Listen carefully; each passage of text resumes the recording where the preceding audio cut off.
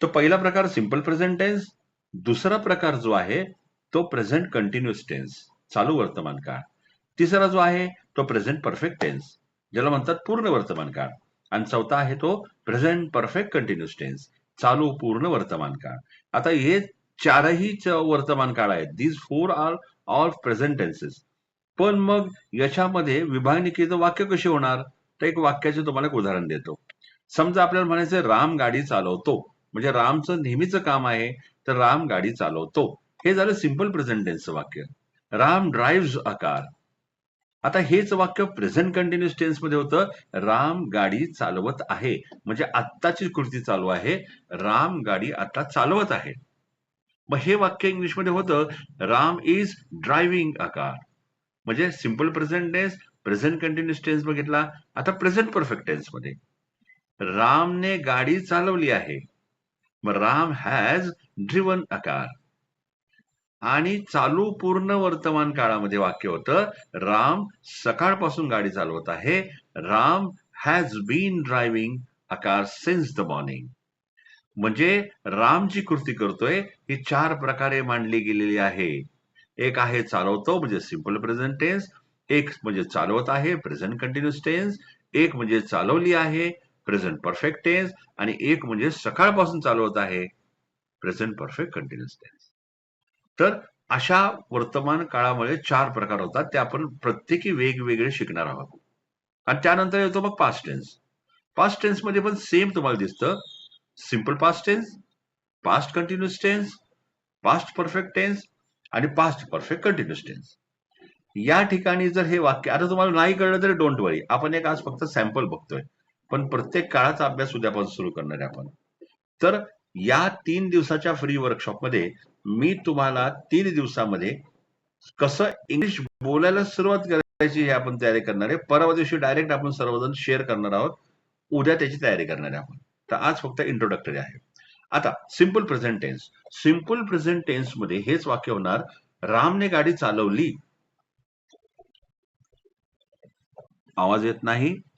कोण शर्मिला जी बोलताय का? ओके. 1 मिनिट. बाकीच्यांना येतोय व्यवस्थित आवाज?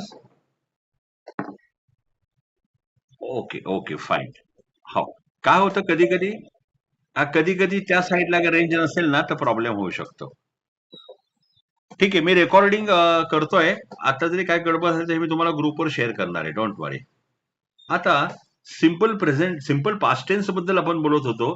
रामने गाडी चालवली, हे वाक्य इंग्लिशमध्ये होणार, राम ड्रोव अ कार. आवाज बाकीच्यांना येतोय मॅम?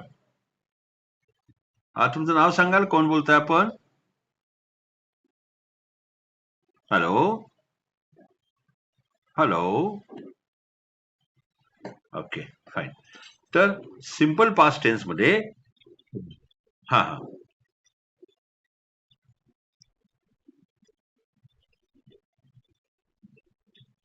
हा येस. ओके. हो हो हो. Okay okay okay. Thank you sir, thank you for cooperation. Yeah. तर मग मी आता सांगत होतो सिंपल पास्ट टेन्स. रामने गाडी चालवली म्हणजे कृती होऊन गेली. मग राम ड्रोव्ह अ कार, ड्राईव्हचा सेकंड फॉर्म आला. आता पास्ट कंटिन्युअस टेन्स मध्ये राम गाडी चालवत होता, मगाची चालू अवस्था बोलली जाते. राम गाडी चालवत होता. अरे, रामला मी फोन केला पण रामने नाही उचलला. मग त्याचा मित्र होता, अरे राम गाडी चालवत होता म्हणून फोन उचलला नसेल. मग या ठिकाणी वाक्य होतं, Ram was driving a car. आणि द हे काय येतात, कधी येतात हे आपण आर्टिकल मध्ये शिकूया, डोंट वरी. त्यानंतर मग पूर्ण भूतकाळ म्हणजे पास्ट परफेक्ट टेन्स. रामने गाडी चालवली होती, म्हणजे कृती संपून काही कालावधी, ठराविक कालावधी लोटलेला आहे. मग हे वाक्य इंग्लिशमध्ये होतं, Ram had driven a car.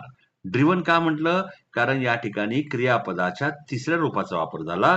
Drive, ड्रो, ड्रिव्हन आणि चौथं ड्रायव्हिंग, अशी 4 रूप असतात. प्रत्येक काळात वेगवेगळी येतात. जसं आपण सिंपल पास्ट टेन्स आता बघितलं, त्यात दुसरं रूप आलं. पास्ट कंटिन्युअस टेन्स मध्ये चौथं रूप आलं. पास्ट परफेक्ट टेन्स मध्ये तिसरं रूप आलं ड्रिव्हन. आणि आता पुन्हा चौथं येणार आहे चालू पूर्ण भूतकाळामध्ये, म्हणजे पास्ट परफेक्ट कंटिन्युअस टेन्स. मग हे वाक्य मराठीमध्ये होणार, सकाळपासून राम गाडी चालवत होता. सकाळपासून राम गाडी चालवत होता असं वाक्य या ठिकाणी होणार. आणि इंग्लिशमध्ये वाक्य होणार, राम हॅड बीन. इथं वॉज न येता हॅड बीनचा वापर झाला. Ram had been driving a car since the morning. तर या ठिकाणी आपल्याला बघायला काय मिळतंय, तर प्रत्येक प्रकारामध्ये वेगवेगळी सहाय्यकारी क्रियापदे आणि वेगवेगळी मूळ क्रियापदांची रूपे दिसतात. आता हे जर मी पटापट सांगत असलो तरी प्रत्येक भाग सेपरेट उचलून आपण त्याला नीट शिकून पुढच्या भागाकडे जायचं आहे. म्हणजे 12 प्रकार आपण वेगवेगळे शिकणार आहोत. आता फक्त मी तुम्हाला एक डेमो दाखवतोय. आता आपण बघितलं प्रेझेंट टेन्सची 4 वाक्य, पास्ट टेन्सची 4 वाक्य, आता फ्युचर टेन्सची 4 वाक्य. आता फ्युचर टेन्स मध्ये सुद्धा सिंपल फ्युचर टेन्स म्हणजे साधा भविष्यकाळ. या ठिकाणी कृती झालेली नाही किंवा होत नाही तर होणार आहे, अजून झालेलं नाही. तर मग हेच वाक्य होणार, राम गाडी चालवेल. चालवेल म्हणजे अजून चालवलेले नाही. मग इथे वाक्य होईल, Ram will drive a car. विलचा वापर झाला जो भविष्य काळामध्ये होतो, म्हणजे राम गाडी चालवेल, Ram will drive a car. त्यानंतर चालू भविष्य काळामध्ये हे वाक्य होणार, राम गाडी चालवत असेल. आता या वाक्यावरून काय समजतं, तर अंदाज बांधला गेलेला आहे, कन्फर्म माहित नाहीये. म्हणजे कोणीतरी रामला फोन केला होता, रामने उचलला नाहीये, तर तो माणूस अंदाज बांधतोय राम गाडी चालवत असेल म्हणून त्याला फोनचा आवाज आला नसेल किंवा म्हणून त्याने फोन उचलला नसेल. मग हे चालू भविष्य काळाचं वाक्य आहे.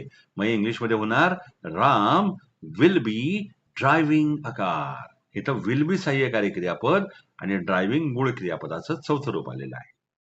ओके. आता पूर्ण भविष्यकाळ म्हणजे फ्युचर परफेक्ट टेन्स. या काळामध्ये वाक्य होणार, रामने गाडी चालवली असेल. म्हणजे अंदाजामध्ये कृती पूर्ण झालेली पाहत आहे.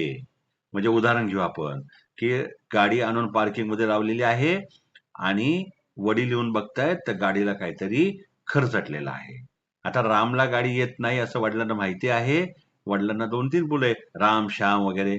तर मग वडील अंदाज बांधतायत रामने गाडी चालवली असेल, कारण हे काम रामच्या हातून होऊ शकतं, कारण रामला गाडी नीट येत नाही असा अंदाज बांधलेला आहे. आणि अंदाजामध्ये कृती पूर्ण झालेली पाहत आहे. मग हे वाक्य होणार, Ram will have driven a car. आता इथं द कार म्हणायला पाहिजे, कारण निश्चित कार बद्दल बोलणं चाललंय, पण आपण अ कार म्हणतोय. आर्टिकल्स मध्ये तुम्हाला मी सांगेन की ए अँड द कधी वापरतात. तर Ram will have driven a car. अशा पद्धतीने हे वाक्य आपल्याला बघायला मिळतं. आता शेवटचा प्रकार म्हणजे चालू पूर्ण भविष्यकाळ, म्हणजे फ्युचर परफेक्ट कंटिन्युअस टेन्स. मग आता या ठिकाणचं वाक्य कसं होईल बरं, राम सकाळपासून गाडी चालवत असेल. म्हणजे बोलणारा व्यक्ती अंदाज बांधतोय की राम सकाळपासून गाडी चालवत असेल, म्हणून आल्यावरती एवढा थकलेला असतो, आल्या आल्या लगेच झोपतो. असं काही वाक्य असेल तर तो म्हणतोय राम सकाळपासून गाडी चालवत असेल, तर इंग्लिशमध्ये ती व्यक्ती हे वाक्य म्हणणार, राम विल हॅव बीन. सहाय्यकारी क्रियापद काय आहेत, will have been. Ram will have been driving a car since the morning. तर आपण राम करता घेऊन गाडी चालवणे ही कृती 12 काळांमध्ये बघितली. आता जरी नाही कळली, डोंट वरी, आपण या प्रत्येक काळाला व्यवस्थित इतंबूत शिकून पुढच्या काळाकडे जाणार आहे. तर आता मला तुम्हाला काय सांगायचंय, तर हे 12 काळ पाहिले. तर तिन्ही काळांमध्ये साधे साधे काळ आहेत.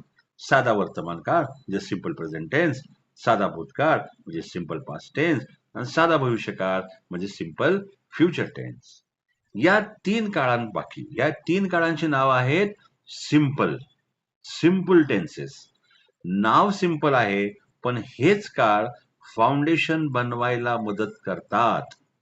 या काळांच्या आधारेच फाउंडेशन बनतं स्पीकिंग इंग्लिशच्या बिल्डिंगचं, आणि मग हे काळ पुढे आपल्याला बिल्डिंग बांधायला मदत करतात एकदा स्ट्रॉंग झाले की. आणि म्हणून या 3 काळांमध्येच, म्हणजे 3 साध्या काळांमध्येच तुम्हाला API दिसणार आहे. म्हणजे ऍक्शन, पोझिशन, इन्फॉर्मेशन. साध्या वर्तमान काळात, साध्या भूतकाळात आणि साध्या भविष्य काळात.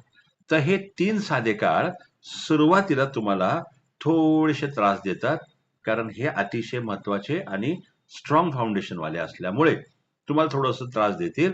पण जेव्हा केव्हा हे 3 काळ शिकून होतील, तेव्हा बाकी काळ इतके पटापट होतात की तुमचा विश्वास बसणार नाही. तर तुम्हाला मी आता या एपीआयचं एक उदाहरण देतो. म्हणजे ते पण एकदा तुमच्या कानावरून जाऊ द्या. आणि तुम्हाला एक मला सांगायचंय, नाही काही समजलं ना आता, तरी डोंट वरी. याला आपण इत्तंभूत शिकणार आहे. आता फक्त एक ट्रेलर चालू आहे असं समजा. हा ट्रेलर चालू आहे. आता मी तुम्हाला एपीआयचं उदाहरण देतो बरं का. सिंपल प्रेझेंट टेन्स मधला एपीआय कसा असतो बघा बरं का. आता आपण फक्त बघतोय सिंपल प्रेझेंट टेन्स. बाकीचे 11 काळ आता बाजूला ठेवू आपण. साधा वर्तमान काळ याविषयी आपण बोलतोय. आणि साध्या वर्तमान काळातील ऍक्शन, पोझिशन, इन्फॉर्मेशन काय असतं ते मी तुम्हाला आता एक झलक दाखवतो. ऍक्शन म्हणजे कृती किंवा क्रिया. म्हणजे ज्या वाक्यामध्ये क्रिया दिसते त्याला ऍक्शन म्हणतात. आणि ऍक्शनचा अर्थच क्रिया, म्हणजे क्रियापदे इथे दिसतात. जिथे क्रिया आहे तिथेच क्रियापदे येणार. मग आपण मगाशी जे वाक्य घेतलं होतं ना, राम गाडी चालवतो, तर या ठिकाणी चालवतो ही कृती दिसती आहे, म्हणून हे ऍक्शन वालं वाक्य आहे. आणि इंग्लिशमध्ये झालं राम ड्राईव्ह अ कार. ड्राईव्हला एस लावलाय. तर हा नियम नंतर शिकणारे आपण सिंपल प्रेझेंट टेन्स इत्तंभूत शिकताना आपण हा नियम शिकणार आहोत. ओके. तर राम ड्राईव्ह अ कार हे ऍक्शन वालं वाक्य झालं. आता आपण पोझिशन वालं वाक्य बघू, म्हणजे पी वालं. पोझिशनचा अर्थ ताबा. आपल्याला माहिती ना की आपण म्हणतो तुला फ्लॅटचं पोझिशन कधी मिळणार आहे. तर पोझिशन म्हणजे ताबा. म्हणजे एखाद्याकडे एखादी वस्तू असणे हे दाखवण्यासाठी पोझिशन कॉलम वापरतात. आणि त्यामध्ये हॅव किंवा हॅज असतो दाखवण्यासाठी. हे आपण नंतर बघू, आता काही डोकं चालू नका. आता इथे वाक्य काय होतं बघा, रामकडे गाडी आहे. पहिल्या वाक्यात मी म्हणलं राम गाडी चालवतो, ऍक्शन वालं वाक्य. दुसरं पोझिशन वालं वाक्य, रामकडे गाडी आहे, म्हणजे रामकडे काहीतरी आहे हे दाखवायचंय. मग इथे वाक्य होणार राम हॅज अ कार. हा हॅज जो आहे तो आहे हे दाखवतो. आता हा हॅज आणि हॅव कधी घ्यायचा याचा नियम आपण ते शिकताना बघूया. फक्त आता सांगतो राम हॅज अ कार. हे झालं पोझिशन. आणि इन्फॉर्मेशन मध्ये कर्ता कुठे आहे किंवा कसा आहे हे दिसतं, म्हणजे माहिती मिळते. इन्फॉर्मेशनचा अर्थच माहिती. मग या ठिकाणी वाक्य होणार राम गाडीमध्ये आहे. मग इथे एम इज आर पैकी करता घेणार आणि पुढे नाम येणार, Ram is in the car. आता मला कळतंय हे तुम्हाला खूप गडबड होतीये, पण तुम्हाला दाखवायचं आपण काय शिकणार आहोत. आणि याचा मी पूर्ण डिटेल्स मध्ये तुम्हाला वर्णन करणार आहे, याचे डेफिनेशन्स देणार आहे, याच्या स्लाइड्स शेअर करणार आहे. आणि प्रत्येक सेशन रेकॉर्डेड तुम्हाला मिळणार आहे. म्हणजे सेशन संपल्यानंतर पण तुम्ही निवांत पुन्हा एकदा ऐकू शकता. आता या ठिकाणी राम हॅज अ कार म्हटलो, म्हणजे रामकडे गाडी आहे असा मराठी अर्थ झाला. म्हणजे ऍक्शन मध्ये म्हटलो आपण राम गाडी चालवतो, पोझिशन मध्ये म्हटलो आपण रामकडे गाडी आहे, आणि इन्फॉर्मेशन मध्ये म्हटलो आपण राम गाडीमध्ये आहे. म्हणजे एक घोषवाक्य असं आहे, ऍक्शन मध्ये करता काय करतो ते दिसतं, पोझिशन मध्ये कर्त्याकडे काय आहे ते दिसतं, आणि इन्फॉर्मेशन मध्ये करता कुठे आहे ते दिसतं. हा झाला सिंपल प्रेझेंट टेन्स. आता सिंपल पास्ट टेन्स असाच. ऍक्शन मध्ये कर्त्याने काय केलं, वर्तमान काळात काय म्हणलं मगाशी आपण, कर्ता काय करतो. आणि भूतकाळामध्ये कर्त्याने काय केलं, तर कर्त्याने गाडी चालवली, म्हणजे रामने गाडी चालवली. ऍक्शन वाला वाक्य. इंग्लिशमध्ये आपण म्हणणार राम ड्रोव अ कार. इथे ड्राईव्हचा सेकंड फॉर्म येतो साध्या भूतकाळात, ते नंतर शिकू आपण. Ram drove a car. त्यानंतर पोझिशन मध्ये जसं आपण वर्तमान काळात म्हणलो रामकडे गाडी आहे, Ram has a car. Past tense मध्ये मराठी वाक्य होणार रामकडे गाडी होती, आता आहे नाही कारण भूतकाळ आहे. मग फक्त बदल काय होणार, हॅजच्या ऐवजी हॅड वापरणार आपण. Ram had a car. Has म्हणजे आहे आणि हॅड म्हणजे होती. कर्त्यानंतर हॅज आहे, कर्त्यानंतर हॅड होती. म्हणजे राम हॅड अ कार. आणि इन्फॉर्मेशन मध्ये मगाशी म्हटलो आपण राम गाडीमध्ये आहे, Ram is in the car. तर इथं होणार राम गाडीमध्ये होता, म्हणजे आत्ता नाहीये. मग इजच्या ऐवजी वॉजचा वापर होणार. Ram was in the car. बघा, सहाय्यकारी क्रियापदांचा खेळ आहे. Ram is in the car, गाडीत आहे. Ram was in the car, गाडीत होता. अशा पद्धतीने 3 एपीआय सिंपल प्रेझेंट टेन्सचे, 3 एपीआय सिंपल पास्ट टेन्सचे आणि 3 एपीआय आता बघूया सिंपल फ्युचर टेन्सचे. पहिलं वाक्य घेऊ ऍक्शन वालं. वर्तमान काळात म्हणलो आपण राम गाडी चालवतो. भूतकाळात म्हणलो रामने गाडी चालवली. आता भविष्य काळात म्हणतो आपण राम गाडी चालवेल. मगाशी बघितलं आपण Ram will drive a car. हे झालं ऍक्शन वालं वाक्य. पोझिशन वाल्या वाक्यामध्ये वर्तमान काळात म्हणलो आपण रामकडे गाडी आहे, राम हॅज अ कार. भूतकाळामध्ये म्हटलो रामकडे गाडी होती, राम हॅड अ कार. आणि भविष्य काळामध्ये म्हणणार रामकडे गाडी असेल, Ram will have a car. इथं विल हॅव येणार. हॅज वर्तमान काळात, हॅड भूतकाळात आणि विल हॅव भविष्य काळात पोझिशन मध्ये. नाही लक्षात राहिलं डोंट वरी. याचे प्रत्येकाचे डेफिनेशन आपण बघूया. आता घेऊ शेवटचं इन्फॉर्मेशन. वर्तमान काळामध्ये म्हणलो राम गाडीमध्ये आहे, Ram is in the car. भूतकाळामध्ये म्हणणं आपण राम गाडीमध्ये होता, Ram was in the car. आणि भविष्य काळामध्ये अंदाज बांधताना म्हणणार राम गाडीमध्ये असेल, राम गाडीमध्ये असेल. मग इथं म्हणणार Ram will be in the car किंवा in a car. Will be चा वापर झाला. म्हणजे भविष्य काळामध्ये फक्त विल ऍक्शन मध्ये, विल हॅव पोझिशन मध्ये आणि विल बी इन्फॉर्मेशन मध्ये. तर अशा पद्धतीने साध्या काळांचे 3 प्रकार बघितले, एपीआय एपीआय एपीआय. तर हे सुद्धा डिटेलमध्ये शिकायचं आपल्याला. मग ऍक्शन मध्ये डू डज कधी येतो साध्या वर्तमान काळामध्ये, डीड कधी येतो साध्या भूतकाळामध्ये, हे सगळं इतंभूत शिकायचंय. आज पहिल्या दिवशी तुम्हाला फक्त मला माहिती द्यायची होती की आपण 12 काळांबद्दल कसं शिकणार आहोत. 12 काळांच्या नंतर मॉडेल ऑक्झिलरीचा अभ्यास आपण करणार आहोत. पण तुम्हाला एकदा का एपीआय समजलं ना की तुमचा 50% प्रवास झाला. कारण हेच व्यवहारामध्ये वापरलं जातं जास्तीत जास्त. आणि मग मी जास्त फोकस कुठे करणार आहे तर स्पीकिंगवर. अगदी तिसऱ्या दिवशी आपण बोलणार आहोत. त्याचा अभ्यास मी उद्या करून घेईल. परवा आपण बोलणार आहोत. बोलायला लगेच सुरुवात करायची. जास्त बोलण्यावर फोकस करायचा आपण. कारण शालेय जीवनापासून आपण इंग्रजी वाचलंय, इंग्रजी ऐकलंय, इंग्रजी लिहिलंय. पण इंग्रजी बोलण्याचा योग काय आपला शाळेत आलेला नाही. कारण एकेका वर्गात 60-70 मुलं असल्यामुळे बाईंनाही वेळ नव्हता आणि आपल्याला काही चान्स नाही मिळाला. या ठिकाणी बोलण्यावर भर द्यायचा आहे. मी आता जी बॅच घेतोय ती सकाळ पेपरने आयोजित केलेली आहे. तनिष्का ग्रुप, त्यांचा महिलांचा ऑल ओव्हर महाराष्ट्र. तर त्यांची प्रॅक्टिस मी अशीच करून घेतो आणि त्यांची प्रॅक्टिस अशाच पद्धतीने चालते. मला वाटतं सुरेखा पाटील मॅडम तुम्ही अटेंड केला होता का तनिष्काचा एका दुसरं सेशन?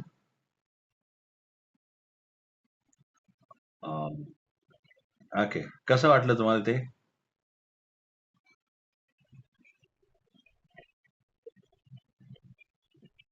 हा हा हा हा. हो हो हो हो हो. Yes yes. तर तुम्हाला आता स्लाइड्स मिळणार आहेत. हे आज जरा थोडंसं पर्सनली बोलणं महत्वाचं होतं. उद्यापासून स्लाइड्स शेअर होतील सगळ्या एपीआयच्या, सगळ्या जे जे काय आहे ते.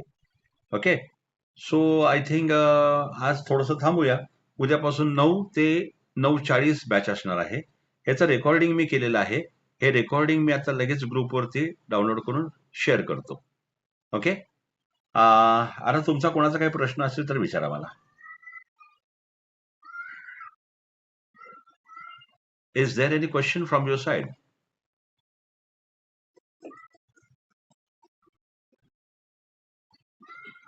Okay, fine fine. Okay, no problem. आता लक्षात घ्या, आपल्याला उद्यापासून हेच टायमिंग असणार आहे.